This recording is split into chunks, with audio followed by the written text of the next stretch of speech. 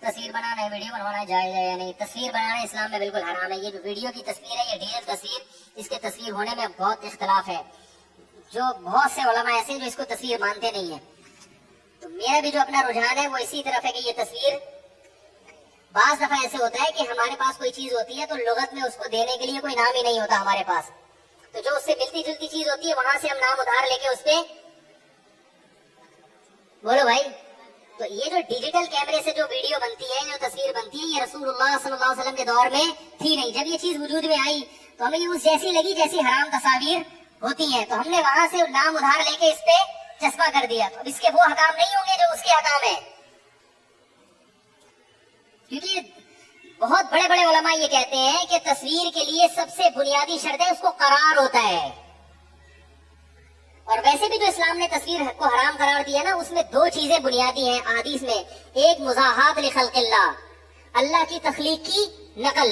تبھی حدیث میں آتا ہے جو تصویر بنائے گا اللہ کہیں گے میری نقل ماری ہے تو اس میں جان بھی ڈالو. ڈیجیٹل کیمرے کی جو تصویر ہے اس میں اللہ کی نقل نہیں ہے، کیونکہ اس میں انسان خود سے کچھ بھی نہیں کرتا. یہ وہی انسان جو ہے نا جو اللہ نے بنائے ہیں، انہی کو کیمرے کی اسکرین پہ، بولو بھائی، انہی کو کیمرے کی اسکرین پہ دکھائے. تبھی ہم عرف میں بھی یہ کہتے ہیں کہ آج ہم نے مولانا طارق جمیل صاحب کو ٹی وی میں دیکھا. کوئی یہ نہیں کہتا کہ ہم نے ان کی تصویر دیکھی ہے، یہ نہیں کہتا. تو اس میں اللہ کی نقل نہیں ہے، اس میں مزاحت. دوسرا تصویر تھی بت پرستی اور شرک کا ذریعہ.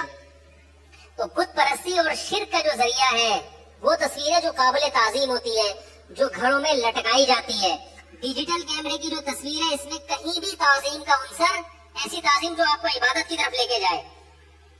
آج بھی دنیا میں جہاں بھی تصویر کی عبادت ہوتی ہے وہ دیواروں پہ لٹکی ہوئی اور چسپاں ہوئی بھی تصویروں کی عبادت ہوتی ہے. سمجھ میں نہیں آ رہی میرا خیال ہے بات؟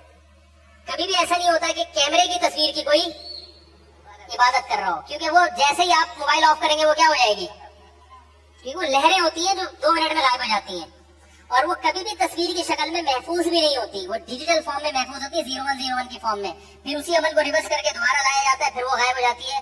تو اس میں جو شرک پھیلنے کا جو تصویر ذریعہ تھی اس کا ذرہ برابر بھی شائبہ نہیں ہے. اور آخری بات یہ کہ بالفرض مان لیا جائے کہ یہ وہی تصویر ہے جس کو نبی نے حرام قرار دیا، تو میرا اس پر ایک تفصیلی بیان ہے. دیکھو نبی صلی اللہ علیہ وسلم نے جس حدیث میں کتے کو حرام قرار دیا نا، کتا پالنا، اسی حدیث میں تصویر رکھنے کو بھی حرام قرار دیا ہے. بات آ رہی ہے سمجھ میں؟ اور جو وعید کتا پالنے پر ہے وہی وعید تصویر رکھنے پر بھی کہ فرشتے داخل نہیں ہوتے. لیکن کتا، اس کی شکار کے لیے بھی ہمیں اجازت دی گئی. بات آ رہی ہے سمجھ میں؟ اور گھر میں رکھوالی کے لیے، یعنی گھر میں اگر آپ چوکیداری کے لیے بھی کتا پالنے کی اسلام میں اجازت ہے. شکاری کتے کا تو خود قرآن نے ذکر کیا کہ جن کتوں سے تم شکار کرتے ہو وہ شکار تمہارے لیے کیا ہے، حلال ہے. اگر تم نے اللہ کا نام لے کے کتا چھوڑا ہے تو اس سے پتا چلتا ہے یہ جائز ہے کتا پالنا شکار کے لیے. تو اب دیکھو کہ شکار کے لیے کتا پالنا یہ کوئی انسان کی کوئی بہت بڑی ضرورت نہیں ہے، بہت بڑی ضرورت نہیں.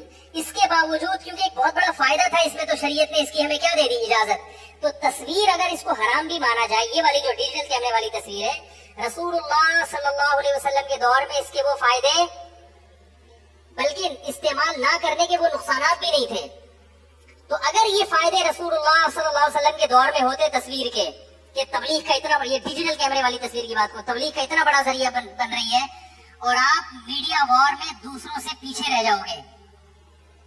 تو صرف یعنی کتے سے جو شکار والا فائدہ ہے نا، وہ فائدہ اس فائدے کی نسبت بہت زیادہ کم ہے، بہت زیادہ کم ہے. تو اگر یہ فائدے رسول اللہ صلی اللہ علیہ وسلم کے دور میں ہوتے تو کیا آپ اجازت دیتے یا نہیں دیتے؟ اس کے بارے میں احادیث کیا ہے، خاموش ہیں، کیونکہ یہ فائدے تھے ہی نہیں.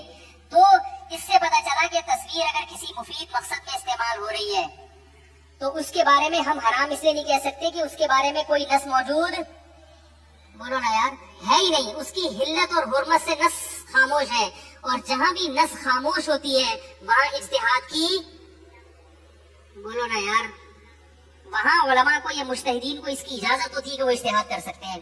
तो ये जो लोग कहते हैं ना कि आप लोगों ने तस्वीर को हलाल कर दिया इन फायदों की खातिर, हालांकि तस्वीर इज्तिहाद वहाँ होता है जहाँ नस मौजूद नहीं होती, यहाँ तो नस मौजूद है। तो हम कहते हैं नस उस तस्वीर के बारे में मौजूद है जिसका सिरे से कोई फायदा उस जमाने में था ही नहीं, नुकसान ही नुकसान थे।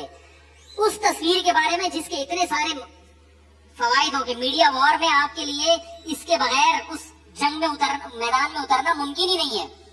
ये फायदे अगर होते, इसके बारे में नस मौजूद ही नहीं है, वो हलाल या हराम होने की बात करें तो अलग बात है। जहाँ नस मौजूद नहीं होती वहाँ क्या होता है, इज्तिहाद होता है।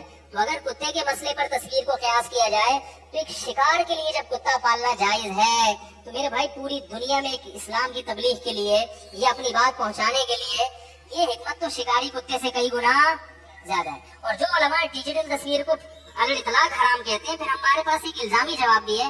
हम कहते हैं अगर ये बिल्कुल भी हराम है, यानी जहाँ फायदा हो वहां भी जायज नहीं है, तो फिर उम्रा करना कैसे जायज हो गया? क्योंकि आपको उम्रा करने के लिए भी तस्वीर खिंचवाना, बोलो भाई, जरूरी है।